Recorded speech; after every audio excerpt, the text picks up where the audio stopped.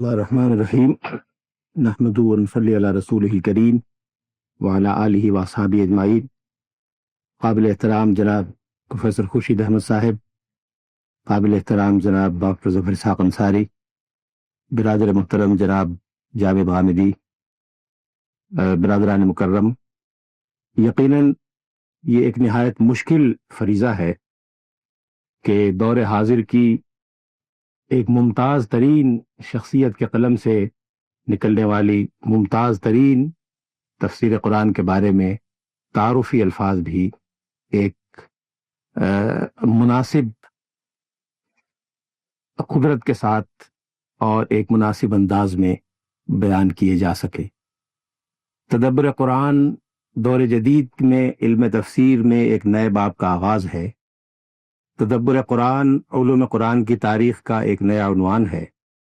تدبر قرآن علوم قرآنی کے میدان میں نئی جہتوں کی ایک ایسی کنجی ہے جو تفسیر قرآن کے بہت سے دروازے کھول چکی ہے اور ابھی بہت سے دروازے کھلنے باقی ہیں۔ لیکن اس گفتگو کے یہ معنی نہیں ہے کہ تدبر قرآن پر جب گفتگو کی جا رہی ہو تو قرآن مجید کی دوسری تفاسیر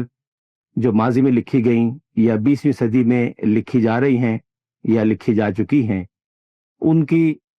قدر افزائی میں کمی مقصود ہے یا ان کی حیثیت کو نظر انداز کرنا مقصود ہے۔ یقیناً ان میں سے ہر تفسیر کا اپنا ایک مقام ہے۔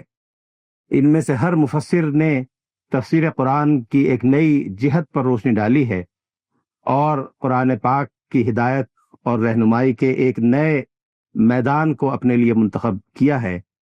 ان میں سے ایک بہت اہم اور نمایاں میدان تدبر قرآن کا میدان ہے، جس کا اختصار کے ساتھ آپ کی خدمت میں تذکرہ کرنا چاہتا ہوں۔ لیکن تدبر قرآن کی اہمیت اور تدبر قرآن کے امتیازی اوصاف کا اندازہ کرنے کے لیے ضروری ہے کہ ہمارے سامنے یہ رہے کہ 20ویں صدی میں خاص طور پر اور اردو زبان میں زیادہ نمایاں طور پر کون سی تفاسیر لکھی گئیں اور ان تفاسیر کے امتیازی اوصاف کیا تھے۔ ان امتیازی اوصاف کو سامنے رکھنے سے اندازہ ہوگا تدبر قرآن نے جو میدان اپنے لیے اختیار کیا اور تفسیر قرآن کے جو راستے ہمارے لیے کشادہ کیے وہ کتنے امتیازی پہلو رکھتے ہیں اور اس میں جدت اور نیا پن کس اعتبار سے پایا جاتا ہے۔ اردو زبان میں تفسیر قرآن کا آغاز 19ویں صدی کے اواخر اور 19ویں صدی 20ویں صدی کے اوائل سے ہوتا ہے۔ اس دور میں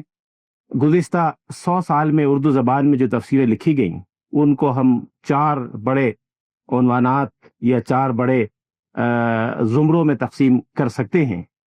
سب سے پہلا زمرہ تاریخی اعتبار سے ان تفسیروں کا ہے جو مناظرانہ اور متکلمانہ انداز میں لکھی گئیں،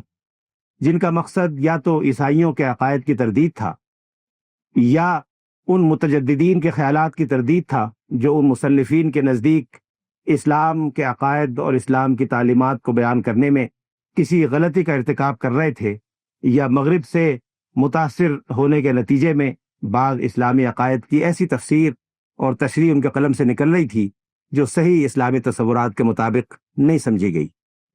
متکلمانہ اور مناظرانہ تفاسیر کا یہ دور خاصا نمایاں ہے۔ مولانا عبدالحق حقانی کی تفسیر حقانی، سر سید احمد خان کی تفسیر قرآن اور اس دور کی لکھے جانے والی کئی تفاسیر دراصل متکلمانہ اور مناظرانہ دفاع کا ایک نمونہ ہیں، جو چند متعین یا طے شدہ عقائد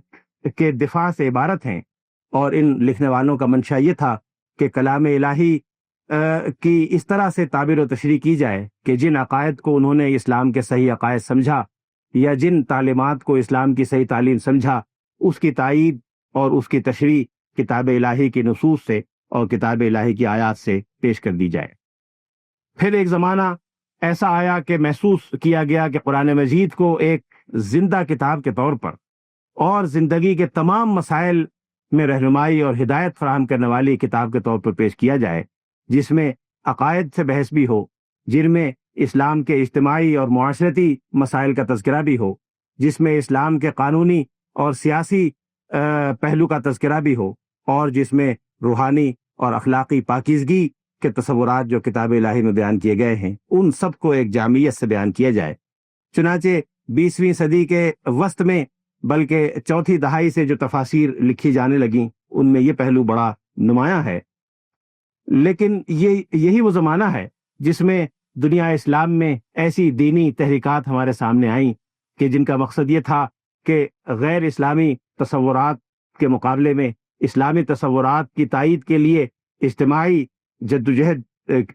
شروع کی جائے اور ایسی تنظیمیں اور ایسی تحریکیں کھڑی کی جائیں جو اسلامی عقائد اور اسلامی تصورات کو وہ اجتماعی اور سیاسی قوت فراہم کریں جس کے بغیر دور جدید میں ان مفکرین کی رائے میں کسی نظریے یا کسی عقیدے کی بنیاد پر کوئی تصور یا ریاست قائم کرنا مشکل تھا۔ چنانچہ ان تحریکات کے قائدین کے قلم سے، جس میں سب سے نمایاں نام مولانا سید ابو اعلیٰ مودودی اور ان کی تفسیر تفہیم القرآن کا ہے، ایسی تفاسیر سامنے آئیں کہ جو دراصل اس تحریکی رجحان کی نمائندگی کرتی ہیں جس کا مقصد یہ تھا کہ اسلام کی تائید اور اسلامی عقائد کی عملی تاسیس اور تشکیل کے لیے ایک اجتماعی تحریک اٹھائی جائے، اور اس اجتماعی تحریک کی اساس اور اٹھان قرآن پاک اور کتاب الہی پر ہو۔ اسی کے ساتھ ساتھ جب دنیا اسلام میں جدید اسلامی ریاستیں وجود میں آنے لگیں اور خاص طور پر اسلامی جمہوریہ پاکستان کے نام سے ایک بڑی ریاست وجود میں آئی اور یہاں قانون، فقہ اور شریعت کے مسائل پر گفتگو شروع ہوئی اور یہ سوال اٹھا کہ پاکستان میں اسلامی قوانین کو کس طرح نافذ کیا جائے، دور جدید میں اسلامی ریاست کے تقاضے کیا ہوں گے، تو تفسیر کا ایک نیا رجحان ہمارے سامنے آیا جس کی نمائندہ مفتی شفیع صاحب کی تفسیر معارف القرآن اور کئی دوسری تفاسیر ہیں جس میں زیادہ زور فقہی معاملات پر اور دور جدید کی ریاست اسلامی کے عملی مسائل پر زیادہ زور دیا گیا اور کوشش کی گئی کہ کتاب الہی کہ وہ پہلو زیادہ نمایاں طور پر پیش کیے جائیں جو ایک اسلامی ریاست کے تقاضوں کو پورا کرنے کے لیے زیادہ ضروری ہیں۔ تفہیم القرآن کی آخری جلدوں کا اگر اس نقطہ نظر سے جائزہ لیا جائے تو صاف پتہ چلتا ہے کہ وہ جلدیں جو قیام پاکستان سے پہلے لکھی گئیں، ان جلدوں کے لکھنے والے مصنف کے ذہن میں نمایاں مسائل کیا ہیں، اور قیام پاکستان میں جیسے جیسے اسلامی قوانین اور اسلامی دستور کی جد و جہد آگے بڑھتی گئی، مسائل کا دائرہ اور مسائل کا زاویہ بدلتا رہا، اور تفہیم القرآن اور اس نوعیت کی دوسری تفاسیر کی سطروں میں اور صفحات میں ان مسائل کی جھلک نمایاں طور پر محسوس ہوتی۔ تفسیر قرآن کا ایک چوتھا میدان یا چوتھا زمرہ جو بر صغیر کی تفاسیر میں نمایاں طور پر نظر آتا ہے وہ رمزی یا صوفیانہ تفاسیر ہیں جو مختلف صوفیانہ حلقوں کی طرف سے مرتب کی گئیں، لکھی گئیں۔ کچھ اور مشہور تفاسیر میں بھی صوفیانہ مباحث ملتے ہیں، اور اس کا مقصد یہ تھا کہ وہ عقائد و تصورات جو تصوف کے نقطہ نظر سے یا اہل تصوف کے ہاں رائج ہیں اس کے بارے میں عام طور سے 20ویں صدی میں یہ کہا جانے لگا کہ اس کی اساس قرآن پاک اور سنت رسول پر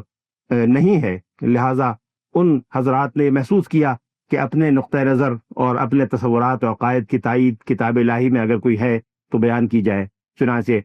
صوفیانہ تفسیریں ہمارے سامنے آئیں۔ یہ چار مشہور کیٹیگریز ہم کہہ سکتے ہیں جو 20ویں صدی کی اردو تفاسیر میں ہمیں ملتی ہیں۔ ان میں سے ہر کیٹیگری کی اپنی خصوصیات اور اپنے امتیازی اوصاف ہیں، لیکن تدبر قرآن اس اعتبار سے ان چاروں زمروں سے مختلف ہے کہ نہ تو وہ تصوف یا کسی خاص نظریے کے دفاع کے لیے لکھی گئی، نہ اس میں فقہی مسائل اور شریعت کے عملی مسائل کی اس انداز سے بحث و تبحیث کی گئی کہ جس کا مقصد یہ ہو کہ دور جدید کی اسلامی ریاست میں جو عملی مسائل پیدا ہو رہے ہیں خاص طور پر اس کا حل بیان کیا جانا مقصود ہو، نہ وہ کسی خاص متکلمانہ یا مناظرانہ نقطہ نظر سے لکھی گئی کہ کسی خاص فرقے یا کسی خاص گروہ کے عقائد کی تردید اس کا مقصد ہو، نہ اس کے لکھنے والے نے جب اس کو لکھنے کا ارادہ کیا تو کسی اجتماعی تحریک یا دینی تحریک کے ترجمان تفسیر کے طور پر اس کو مرتب کیا، بلکہ اس کا مقصد ان سب سے مختلف اور منفرد تھا۔ اس کتاب کا مقصد یہ تھا کہ جیسا کہ ڈاکٹر صاحب نے ابھی فرمایا کہ کلام الہی پر غور و خوض کرنے کا وہ اسلوب جو آج سے تقریباً 100 سال پہلے مجدد علوم قرآن مولانا حمید الدین فراہی نے اپنایا تھا، اور مجدد علوم قرآن کی یہ لقب کوئی نیا لقب نہیں ہے، بلکہ مولانا حمید الدین فراہی کی زندگی ہی میں یہ لقب کئی حضرات نے ان کو دے دیا تھا، اور ان کی زندگی ہی میں اس بات کا اعتراف کیا جانے لگا تھا کہ علوم قرآن کے میدان میں انہوں نے ایک نئے تجدیدی کارنامے کا بیڑا اٹھایا ہے، اور علوم قرآن کے پر غور و فکر میں ایسی نئی جہتیں اور نئے میدان انہوں نے پیش کیے ہیں جو ماضی کے مفسرین اور ماضی کے علماء قرآن کے پیش نظر نہیں تھے۔ لیکن مختلف اسباب کی بنا پر مولانا حمید الدین فراہی کو اس بات کا موقع خود نہیں مل سکا کہ وہ اپنے اصول تفسیر اور اصول تعبیر کی روشنی میں قرآن پاک کی ایک جامع اور مکمل تفسیر خود مرتب کر سکیں۔ انہوں نے یقیناً قرآن پاک کی مختلف صورتوں کی تفاسیر کے ابتدائی مسودات تیار کیے، لیکن اکثر و بیشتر یہ مسودات یا تو نامکمل ہیں، اس لیے کہ ابھی تک ان کا دل بعض مسائل پر مطمئن نہیں تھا، اور کئی مسائل ایسے تھے جس پر غور و خوض کی انہوں نے اتنی کاوش ابھی تک نہیں کی تھی جتنی کاوش وہ سمجھتے تھے کہ قرآن پاک کی ان متعلقہ صورتوں کی تفسیر کے بارے میں کرنی چاہیے۔ یہ مسودات جو دراصل ابتدائی مسودات کی حیثیت رکھتے تھے، مولانا کے زندگی میں ان کی ہی حیات تباہ نہیں ہو سکے، لیکن مولانا نے اپنے شاگردوں کی ایک تعداد کو، جن میں نمایاں ترین 2 اصحاب تھے، جن میں سے ایک ہندوستان میں رہ گئے اور ہندوستان میں مولانا حمید الدین فراہی کے اسلوب تفسیر پر طلباء کو قرآن پاک کی تعلیم دیتے رہے، اور دوسرے نامور شاگرد مولانا امین احسن اصلاحی تھے، جنہوں نے 5 سال مسلسل اپنے استاد کی زندگی کے آخری سالوں میں ان سے کسب فیض کیا، اور ان کے اسلوب تفسیر کو اپنے اندر اس طرح سمویا، ان کے اسلوب بیان کو اور اسلوب استدلال کو اس طرح سے اپنایا کہ آج یہ کہنا بڑا دشوار ہے کہ اس اسلوب استدلال میں کون سا پہلو مولانا حمید الدین فراہی کا ہے اور کون سا اضافہ مولانا امین احسن اصلاحی کا ہے۔ خود مولانا امین احسن اصلاحی نے اپنے پورے تفسیری کارنامے کو اور تفسیری کاوش کو اپنے استاذ کا فیض قرار دیا ہے۔ انہوں نے خود بڑے تواضع کے انداز میں تدبر قرآن کے ابتدائیے میں لکھا ہے کہ اگر اس تفسیر میں کوئی چیز حق کے مطابق ہے، جو یقیناً بہت ہے، تو وہ میرے استاد مولانا فراہی کا کسب فیض ہے، اور اگر اس میں کوئی چیز حق سے ہٹی ہوئی ہے تو وہ میری کم فہمی یا کم علمی کا نتیجہ ہے۔ اس سے اندازہ ہوتا ہے کہ تدبر قرآن دراصل اس فکر قرآنی کی ایک مظہر ہے جس کا آغاز 100 سال پہلے ہوا، اور یہ آغاز بھی بر صغیر کے لیے ایک بڑے شرف کی حیثیت رکھتا ہے کہ بر صغیر نے سب سے پہلے ایسی شخصیات علم و فکر کے میدان میں دنیا اسلام کو دیں جنہوں نے جدید مغربی علوم و فنون سے متاثر ہوئے بغیر ان سے استفادہ کیا، جدید علوم و فنون سے اسلوب استدلال میں جو چیزیں اچھی تھی اس کو اختیار کیا، اور اس اسلوب استدلال اور اس مادہ علمیہ کو سامنے رکھ کر جو مغربی علوم و فنون کے راستے سے دنیا اسلام میں آیا تھا، اسلامی عقائد کی اس طرح تعبیر و تشریح کی کہ جدید دنیا اسلام بر صغیر سے باہر، جس میں عرب دنیا بھی شامل ہے، اس کی نظیر پیش کرنے سے قاصر ہے۔ ایسی شخصیتیں صرف مولانا حمید الدین فراہی نہیں ہیں، صرف مولانا ابوالعلا مودودی نہیں ہیں، ایسی شخصیتیں بر صغیر میں، جنوبی ایشیا میں درجنوں کے حساب سے ہیں جنہوں نے اپنے اپنے میدان میں اسلامی عقائد کی ایسی تعبیر کی اور دور جدید کے تقاضوں کو اس طرح سے خوبصورتی کے اور توازن کے ساتھ اس میں سمویا کہ نہ دور جدید کے تقاضوں کا بڑے سے بڑا علمبردار یہ کہہ سکتا ہے کہ وہ متاثر یا مجروح ہوئے ہیں، نہ اسلامی عقائد اور تصورات کا بڑے سے بڑا عالم یہ دعویٰ کر سکتا ہے کہ اسلامی عقائد اور تعلیمات سے اس میں انحراف کیا گیا۔ مولانا حمید الدین فراہی اس سلسلۃ الذہب کی ابتدائی چند کڑیوں میں سے ہیں، اور سید سلیمان ندوی نے بجا طور پر ان کو دور جدید کا سب سے بڑا ترجمان القرآن قرار دیا ہے۔ ترجمان القرآن کے لیے ضروری ہے کہ قرآن مجید جو زندہ اور پائندہ کتاب ہے، جو ہر دور اور ہر علاقے اور ہر زمانے کے لیے رہنمائی کا سامان فراہم کرتی ہے، اس دور میں قرآن مجید کی تعبیر و تشریح کے لیے اس دور کی زبان، اس دور کے محاورے اور اس دور کے اسلوب کو سمجھنا اور اس پر ناقدانہ نظر رکھنا جتنا ضروری ہے، اتنا شاید کسی اور کتاب کی تعبیر و تشریح کے لیے ضروری نہیں ہے۔ یہ سلسلہ جس کا آغاز 20ویں صدی کے اوائل میں ہو گیا تھا، مولانا حمید الدین فراہی کی زندگی تک جاری رہا، جنہوں نے تقریباً 35 سال قرآن مجید کے مختلف پہلوؤں پر غور و خوض کیا۔ ان کو علی گڑھ میں رہنے کا اتفاق ہوا، انہوں نے سر سید کے عقائد سے واقفیت حاصل کی۔ سر سید احمد خان جس انداز سے تفسیر قرآن مرتب کر رہے تھے، وہ حالات، وہ مسائل، وہ کیفیات مولانا فراہی کے سامنے تھیں۔ مولانا فراہی انگریزی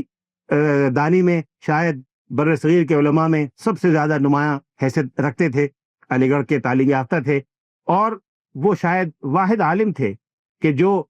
قدیم عربی زبان اور عربی ادب اور اسلوب پر اتنی گہرائی کے ساتھ نظر رکھتے تھے کہ بر صغیر میں بڑے بڑے ادیبوں کے، عربی زبان کے ادیبوں کی اولین صف میں وہ جگہ پانے کے مستحق ہیں۔ اور انگریزی زبان سے ان کی واقفیت کا عالم یہ تھا کہ ہندوستان کے وائسرائے کے مترجم کے طور پہ بھی ان کو کام کرنے کا اور اس کے ساتھ ایک بیرون ملک سفر پر جانے کا اتفاق ہوا۔ یقیناً انگریزی دانی ان کی اس درجے کی تھی کہ وائسرائے اپنے انگریزی دانی کی وجہ سے ان پر اعتماد کر سکتا تھا۔ اس سے اندازہ ہوتا ہے کہ قدیم و جدید سے واقفیت اور اس کے لیے ایک علمی اور فکری تیاری کے اعتبار سے وہ کتنے اونچے اور بلند مقام پر فائز رہے۔ انہوں نے اپنے دور میں جتنے اسالیب تفسیر قرآن پاک موجود تھے ان سب کا جائزہ لیا۔ علی گڑھ میں ان کو رہنے کا اتفاق ہوا۔ قدیم روایتی دینی مدارس میں ان کی زندگی کا خاصا بڑا حصہ گزرا۔ پھر خود انہوں نے ایک نئے اسلوب کے مطابق ایک نیا نظام تعلیم وضع کرنے کی کوشش کی، جس کے مختلف نمونے، جس کی مختلف جھلکیاں بر صغیر کے مختلف تعلیمی اداروں میں، وہ دارالعلوم ندوۃ العلماء ہو اور ان کا اپنا قائم کردہ مدرسۃ الاصلاح ہو، اور اگر مجھے اجازت دی جائے یہ بین الاقوامی اسلامی یونیورسٹی ہو، ان سب اداروں میں قدیم و جدید اسلوب کو ملا کر ایک نئے انداز کے اہل علم تیار کرنے کا، جو دور جدید کے اسلوب استدلال سے کام لے کر اسلامی عقائد کو اپنی اصالت اور اوریجنلٹی کے ساتھ دنیا اسلام کے سامنے ایک نئے انداز میں پیش کر سکتے ہوں۔ اس مقصد کے لیے جتنے ادارے قائم کیے گئے، ان میں ان کے فکری مؤسسین میں اور فکری طور پر اس کا بیج رکھنے والوں میں جو نام سب سے زیادہ نمایاں اور قابل احترام ہیں، ان میں بلا شبہ مولانا حمید الدین فراہی کا نام نامی بھی ہے۔ مولانا فراہی نے قرآن پاک کی تفسیر کے اصول وضع کیے، نظام القرآن کے نام سے ایک تفسیر لکھنے کا بیڑا اٹھایا، دلائل النظام کے نام سے وہ بنیادی دلائل ایک جگہ جمع کر دیے جن کی روشنی میں ایک نئے انداز سے قرآن پاک کی تفسیر لکھی جانی مقصود تھی، اور شاگردوں کی اور طلباء کی ایک جماعت انہوں نے تیار کر دی۔ ان طلباء اور شاگردوں میں سے مولانا امین احسن اصلاحی کو اللہ تعالیٰ نے یہ توفیق دی کہ انہوں نے خود اپنے بیان کے مطابق 55 سال کا طویل عرصہ اس تفسیر پر صرف کیا۔ ابتدائی تیاری 35-40 سال کی انہوں نے غور و خوض اور مطالعے میں بسر کی، وقتاً فوقتاً اس کے اجزاء بھی لکھتے رہے، اپنے استاذ کی تفسیر کے نامکمل اجزاء کو ایڈٹ کرتے رہے، ان میں جو چیزیں عربی میں تھیں اور ساری کی ساری عربی میں تھیں اس کا ترجمہ اردو میں کرتے رہے، اس کو پیش کرتے رہے، اس کے لیے اپنے آپ کو اور قارئین کے ایک گروہ کو تیار کرتے رہے۔ جب انہوں نے محسوس کیا کہ اب وہ اس تفسیر کی تیاری کے لیے تمام دوسرے دنیاوی مشاغل اور فرائض سے بری ذمہ ہو گئے ہیں، ان کی زندگی کا ایک بڑا نازک دور یہ بھی ہے کہ وہ پہلے جماعت اسلامی میں شریک تھے، وہاں مولانا مودودی کے نمبر 2 اور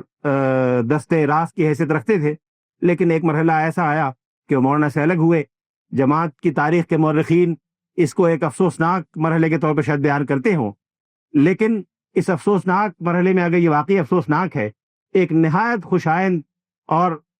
علوم قرآن کے طلباء کے لیے خوشی کا پہلو یہ تھا کہ اب مولانا ہر طرف سے یکسو ہو کر بری اور ہر ذمہ داری سے فارغ ہو کر صرف قرآن پاک کے لیے مخصوص ہو گئے۔ انہوں نے تفسیر قرآن کا اس طرح سے بیڑا اٹھایا کہ غار حرا لاہور سے باہر انہوں نے منتخب کر لیا،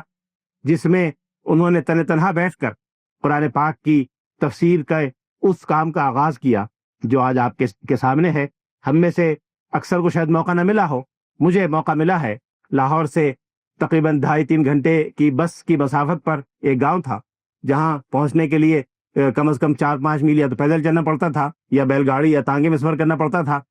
اور مولانا جو بڑے پرمزاح اور نہایت لطیف انسان تھے، وہ کہا کرتے تھے کہ یہ سفر ایسا ہے اور آدمی کو اتنا اچھالتا ہے کہ اس کے لیے وہ خاص اسلوب اختیار کیا کرتے تھے جو ممکن ہے وہ اس کو پرائیویٹ رکھنا چاہتے ہوں، لیکن بڑا لطیف انداز تھا ان کے بیان کرنے کا کہ اس میں تو مردوں کو بھی اسقاط ہو سکتا ہے، اتنی سختی کا یہ سفر ہے۔ چنانچہ وہاں ایک چھوٹے سے مکان میں، ایک چھوٹے سے کمرے میں، جس میں بجلی نہیں تھی، جس میں پنکھا نہیں تھا، جس میں روشنی نہیں تھی، لالٹین کی روشنی میں، مکھیوں کے ہجوم میں اور گرمی میں بنیان پہن کر، تہبت باندھ کر وہ تفسیر قرآن کا کام فجر کی نماز کے وقت شروع کرتے تھے اور ظہر کے وقت تک مسلسل اس کام میں مصروف رہتے تھے۔ ان کے پاس ضروری کتابیں موجود ہوتی تھیں۔ کوئی طالب علم اور جانے والا ظاہر ہے کسی دنیاوی مقصد کے لیے نہیں جایا کرتا تھا، کوئی طالب علم ہوتا تھا جو ان سے کسب فیض کے لیے جاتا تھا، یا علوم قرآن کا ایسا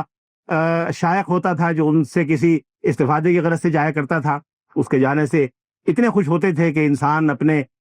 دور سفر سے ماں باپ کے گھر جائے تو شاید ماں باپ اولاد کے آنے سے اتنے خوش نہ ہوتے ہوں، سب کام چھوڑ کر اس کے آرام اور راحت کا اہتمام کرتے تھے۔ ہم میں سے جس کو موقع ملا ہے اس کو ابھی تک اس لذت کا احساس تازہ ہے جو مولانا محسوس کرتے تھے، اور مولانا کی لذت سے ان کے جاننے والے، ان کے شاگرد اور نیاز مندی محسوس کرتے تھے۔ وہاں رہ کر کبھی لاہور میں، کبھی گاؤں میں، انہوں نے تقریباً 23 سال کا عرصہ اس تحریر کی، اس تفسیر کی تسوید میں صرف کیا، اور خود جب تفسیر کا کام مکمل ہوا تو ان کو احساس ہوا کہ یہ کام 23 سال میں مکمل ہوا ہے، اور 23 سال کی اس مبارک مدت کو انہوں نے ان مبارک 23 سالوں سے نسبت دی جن 23 سالوں میں قرآن پاک کا نزول مکمل ہوا تھا۔ جب قرآن پاک کی تفسیر لکھنے کے بعد وہ چھپ کر آئی تو کسی نے ان کو توجہ دلائی کہ اس تفسیر کے صفحات اتنے ہی ہیں جتنے قرآن مجید کی آیات کے صفحات ہیں، تو ان کو مزید اس اتفاق سے خوشی اور مسرت ہوئی کہ گویا قرآن مجید کی ہر آیت کی تفسیر ایک صفحے میں آ گئی ہے، اور اتنے ہی صفحات میں قرآن پاک کی تفسیر انہیں لکھ دی۔ یہ تفسیر نہ تو اس اعتبار سے روایتی تفسیر ہے جس کا میں نے ذکر کیا، نہ اس میں تصوف اور روحانیات اور اخلاقیات کے وہ مباحث ہیں جو قرآن پاک کے معاملے میں رمز اور اشارات سے عبارت ہیں، یا اس طرح کے نکتے ہیں جو کلام الہی کے دراصل مطالب میں براہ راست تو شامل نہیں ہیں، لیکن جس کو بیان کرنے والے بیان کرتے رہے ہیں۔ مولانا نے اس طرح کے مسائل سے اعتنا نہیں کیا۔ فقہی مسائل میں بھی جہاں مولانا نے ضرورت سمجھی کہ براہ راست قرآن مجید کی کسی نص یا آیت مبارکہ کی تعبیر و تفسیر کے لیے ضرورت ہے، اس حد تک انہوں نے فقہی مسائل کا ذکر کیا ہے، لیکن فقہی مسائل کے بارے میں انہوں نے ایک دائرہ مقرر کر دیا تھا کہ اس دائرے سے آگے وہ نہیں جائیں گے، اور اس کتاب کو فقہیات کی کتاب نہیں بنائیں گے، اس لیے کہ پڑھنے والا اس کتاب الہی کا طالب علم ہوگا، وہ فقہ کا متخصص یا فقہ کا طالب نہیں ہوگا، اور فقہی نزاکتیں شاید اس اعتبار سے اس کی اولین ترجیح نہ ہوں جس کی اولین ترجیح یہ کتاب ہے۔ اس لیے انہوں نے فقہی معاملات میں زیادہ گفتگو نہیں فرمائی۔ لیکن فقہی معاملات میں چونکہ مولانا کا مزاج ایک مجتہدانہ مزاج تھا، مولانا صرف کتاب الہی اور سنت متواترہ ہی کو دراصل اصل رسول قرار دیا کرتے تھے، اس لیے وہ مزاجن نہ کسی متقدم یا متاخر کی رائے کا پابند اپنے کو سمجھتے تھے، نہ کتاب الہی اور قرآن مجید کی نص قطعی سے ہٹ کر وہ کسی بھی کی رائے کو، وہ قدیم مسلمان مفکر کی رائے ہو یا کسی جدید مغربی مفکر کی رائے ہو، ذرہ برابر اہمیت دینے کے لیے تیار ہوتے تھے۔ ایک واقعہ جو میں نے پہلے بھی ایک گفتگو میں بیان کیا مولانا کے بارے میں، اور میں جب اس کو سوچتا ہوں تو اندازہ ہوتا ہے کہ کتاب الہی سے تعلق اور کتاب الہی سے جس کو عشق کہا جا سکتا ہے اقبال کی زبان میں، اس میں وہ کتنے بلند مقام پر فائز تھے۔ یہ غالباً 1976 یا 77 کی بات ہے۔ مولانا اس زمانے میں بھی تفسیر قرآن لکھنے میں مصروف تھے، غور و خوض کرتے تھے۔ اس زمانے میں ان کا قیام لاہور اور اپنے گاؤں میں رہا کرتا تھا، کبھی لاہور تشریف لاتے تھے، کبھی گاؤں تشریف لے جاتے تھے۔ اس زمانے میں مرج البحرین یلتقیان بینہما برزخ لا یبغیان، اور آگے یخرج منہما اللؤلؤ والمرجان، اس پر گفتگو ہو رہی تھی۔ یا تو وہ تفسیر قلمبند فرما رہے تھے یا اس پر غور و خوض کر رہے تھے،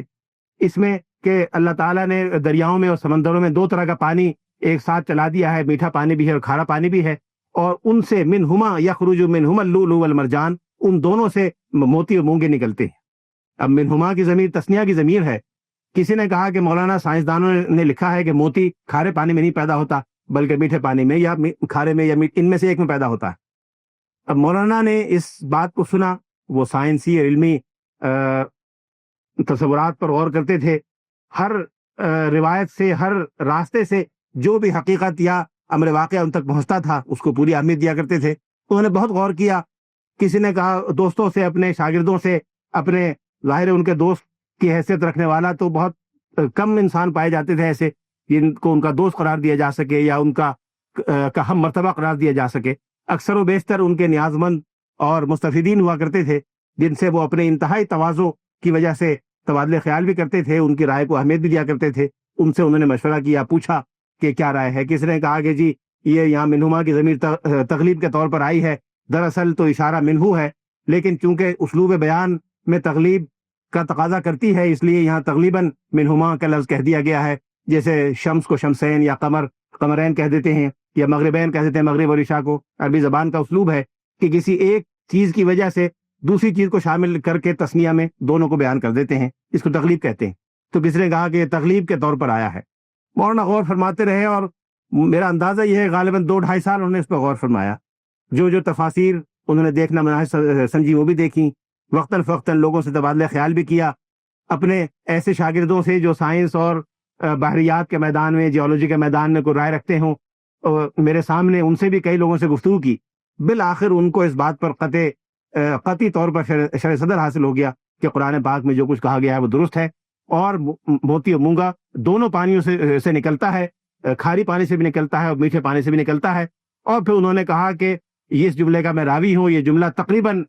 روایت باللفظ ہے. انہوں نے کہا اگر موتی نکل کے خود بھی مجھ سے کہہ دے کہ میں کھاری پانی میں پیدا نہیں ہوا، میں اس کی بات کو غلط سمجھوں گا، اس لیے کہ کلام الہی میں آیا ہے یخرج منہما اللؤلؤ والمرجان. اب یہ ایسی چیز تھی کہ سننے والوں نے محسوس کیا کہ اب یہ امام تفسیر کی زبان سے بات نکلی ہے. مولانا کے یہاں بہت سے تفردات ہیں، مولانا کے یہاں بہت سے اقوال ایسے ہیں کہ عام لوگوں کی رائے سے ہٹ کر ہیں، اور سچی بات یہ ہے کہ اس پہ شرح صدر بعض طلبہ کو نہیں ہوتا. لیکن اگر مولانا کا یہ اسلوب سامنے ہو کہ اگر موتی بھی نکل کر دریا سے مجھے کہہ دے گا کہ میں کھاری پانی میں پیدا نہیں ہوتا، میں اس لیے اس کی بات کو غلط تسلیم کروں گا، غلط قرار دوں گا کہ قرآن پاک میں آیا ہے یخرج منہما اللؤلؤ والمرجان. تو جو آدمی قرآن پر ایمان کے اتنے بلند مقام پر فائز ہو، اس کے تفردات بھی سر آنکھوں پر، اس کے شذوذ بھی سر آنکھوں پر، اس لیے کہ اس نے جو کچھ کہا ہے وہ اپنے انتہائی قطعی ایمان اور یقین کی بنیاد پر کہا ہے. اس نے کسی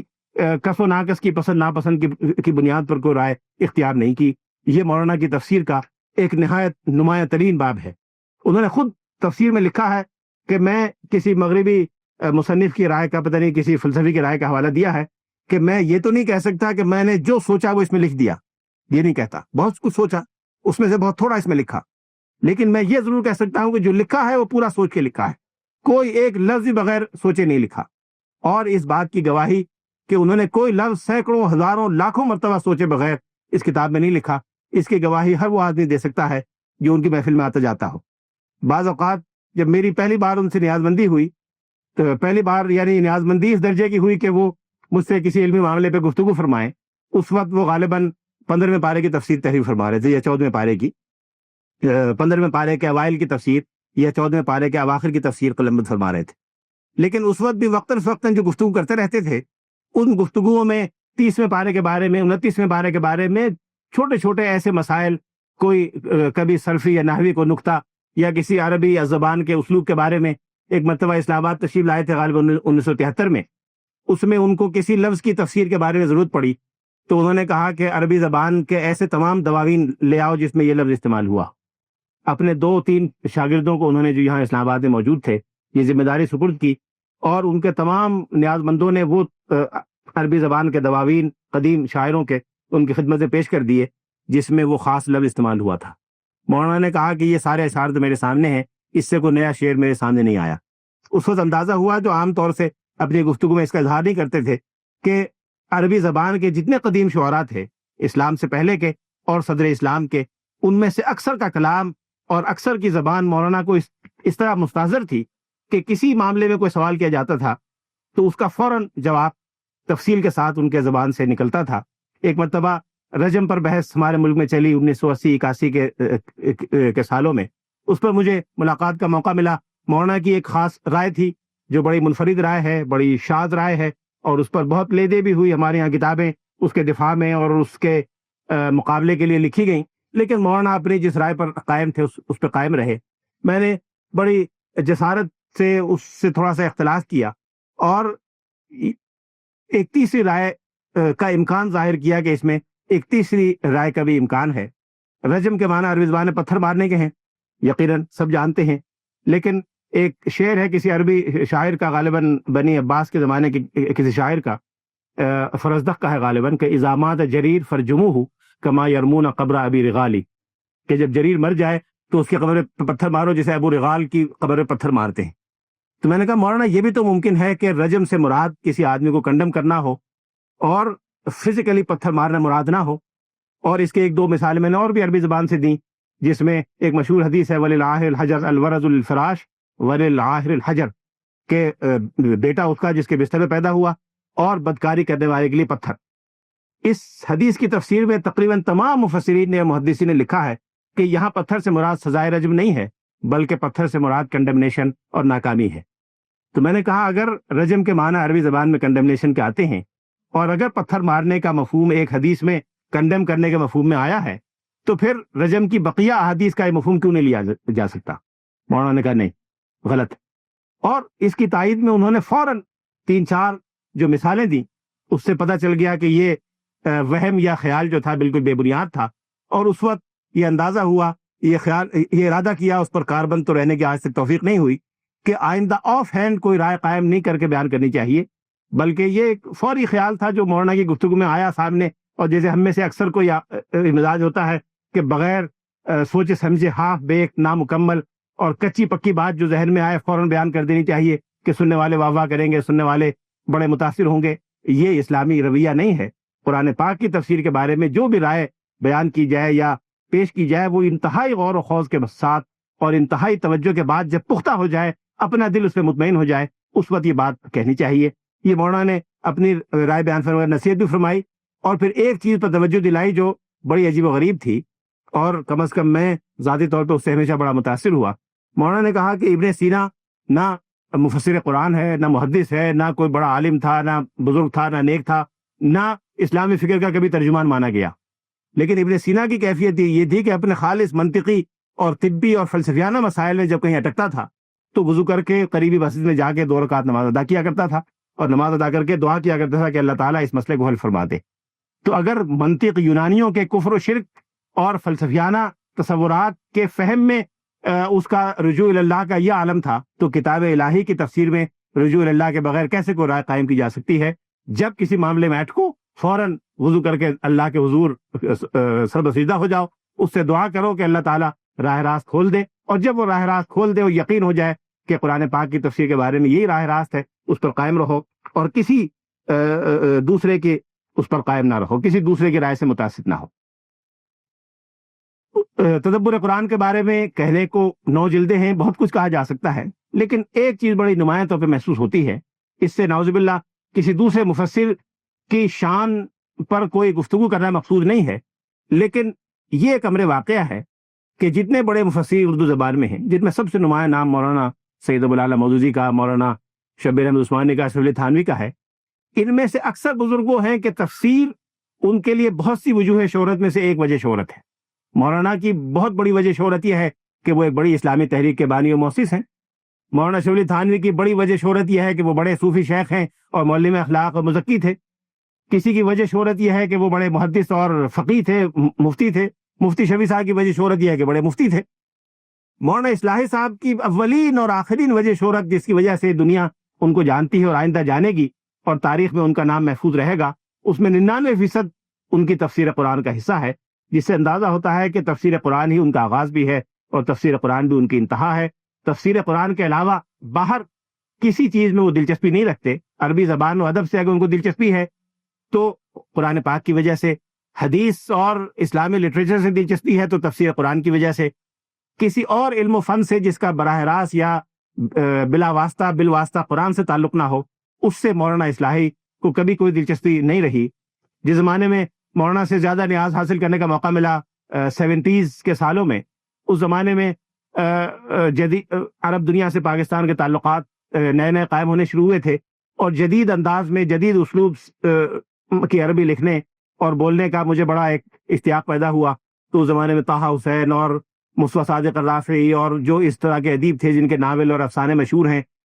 وہ میں نے بڑی کثرت سے پڑھنے شروع کیے،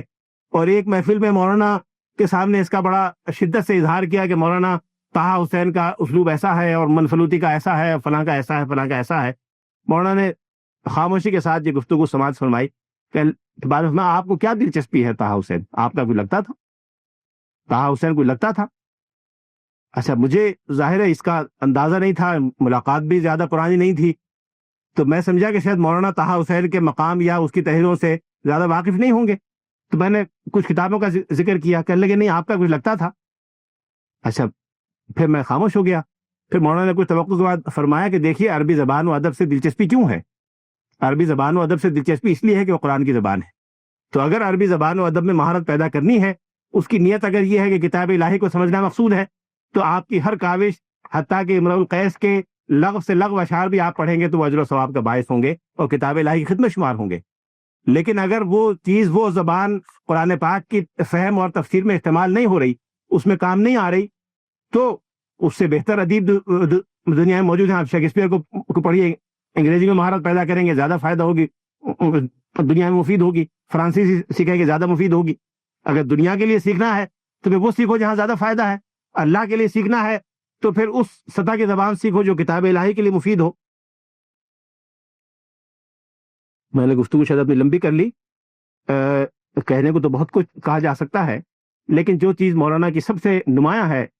تدبر قرآن کے باب میں، اور جو ان کے استاد مولانا فراہی کے یہاں سب سے نمایاں حیثیت رکھتی ہے، وہ مولانا کا تصور نظام القرآن کا، اور قرآن کے اندر ایک انہیرنٹ اور انٹرنل سسٹم کا تصور ہے، جس میں مولانا اپنے تمام متقدمین اور معاصرین سے اگر یہ کہا جائے کہ سبقت لے گئے ہیں تو شاید اس میں مبالغہ نہیں ہوگا۔ قرآن پاک کے انٹرنل اور جو انہیرنٹ سسٹم ہے، اس کے بارے میں متقدمین نے بھی بہت کچھ لکھا ہے۔ امام رازی نے ایک نیا سسٹم ڈیولپ کیا، مولانا شبلی تھانوی کے ہاں ایک سسٹم کا تصور ملتا ہے، مولانا حسین علی ایک مشہور مفسر قرآن تھے جن کے شاگرد مولانا غلام اللہ خان راول پنڈی کے رہنے والے تھے، جن کی تفسیر جواہر القرآن کئی جلدوں میں ہے، ان کے ہاں ایک سسٹم ہے۔ اسی طرح سے مولانا احمد علی لاہوری مرحوم، جو لاہور کے مشہور مفسر قرآن تھے، ان کے بارے میں سنا ہے، میں نے ان کی کوئی تحریر نہیں پڑھی، لیکن جن لوگوں نے ان کے بارے میں لکھا ہے وہ بیان کرتے ہیں کہ مولانا کا نظم قرآن کا ایک تصور تھا۔ ایک نظم قرآن کا تصور تفہیم القرآن میں مولانا مودودی صاحب کے یہاں ملتا ہے، لیکن ان سب سے زیادہ جس نے سب سے زیادہ جامعیت کے ساتھ اور بڑے مربوط اور منظم انداز میں نظم قرآن کے مسئلے کو اٹھایا ہے، وہ مولانا فراہی اور ان کے شاگرد رشید مولانا امین احسن اصلاحی ہیں۔ مولانا کے نظم قرآن پر مغربی اور مشرقی یونیورسٹیوں میں بہت کام ہوا ہے، کئی اہل علم نے مغربی یونیورسٹیوں میں اس پر پی ایچ ڈی کی ڈگریاں حاصل کی ہیں، جن میں سے ایک بڑی مشہور کتاب ہمارے بڑے فاضل دوست ڈاکٹر مستنصر میر نے لکھی ہے، کوہیرنس ان دی قرآن، جو کئی مرتبہ امریکہ میں چھپ چکی ہے۔ اس پر عرب دنیا میں بھی کام ہوا ہے، اور قاہرہ یونیورسٹی سے بھی ایک شخص نے آج سے 8-10 سال پہلے پی ایچ ڈی کی ڈگری مولانا کے اسی تصور پر، اسی سسٹم پر حاصل کی تھی۔ ہماری یونیورسٹی کے بھی ایک شاگرد رشید نے بھاولپور یونیورسٹی سے مولانا فراہی کے اسی سسٹم پر کتاب لکھ کر پی ایچ ڈی کی ڈگری حاصل کی ہے۔ لیکن یہ سسٹم جو نظم قرآن کا مولانا نے تدبر قرآن میں دیا ہے، یہ دراصل آغاز ہے علوم قرآن کے باب میں ایک نئی کاوش کا۔ ہمیں امید کرنی چاہیے کہ مولانا کے نیاز مند اور عقیدت مند جنہوں نے ان کی کتاب سے، ان کی تحریروں سے، ان کے محفلوں سے استفادہ کیا ہے، وہ اس معاملے میں اپنی ذمہ داری کو محسوس فرمائیں گے۔ خاص طور پر وہ لوگ جن کو اللہ تعالیٰ نے علوم قرآن سے کوئی بہرہ وافر بھی عطا فرمایا ہے، وہ اس سلسلے کو آگے بڑھائیں گے اور کوشش کریں گے کہ ماضی میں نظم قرآن کے بارے میں جتنے نظام یا تصورات سامنے آئے ہیں، ان سب کو مربوط کر کے ایک ایسا کنسسٹنٹ اور جامع تصور نظم قرآن کا سامنے لائیں گے جو پوری اسلامی فکر کے تسلسل کی نمائندگی بھی کرتا ہو، اور نئے دور میں قرآن پاک کی ایک نئی معنویت کو بھی سامنے لائے، اور قرآن پاک کے اس معجزے کو بھی سامنے لائے کہ جو 23 سال میں مختلف انداز میں نازل ہونے والی کتاب، جس کو ایک نئے انداز میں مرتب کیا گیا، آج اگر اس میں کوئی حکمت یا فلسفہ یا نظم ملتا ہے تو یقیناً یہ کتاب الہی کے معجزہ ہونے کی ایک دلیل ہے۔ وآخر دعوانا الحمدللہ رب العالمین۔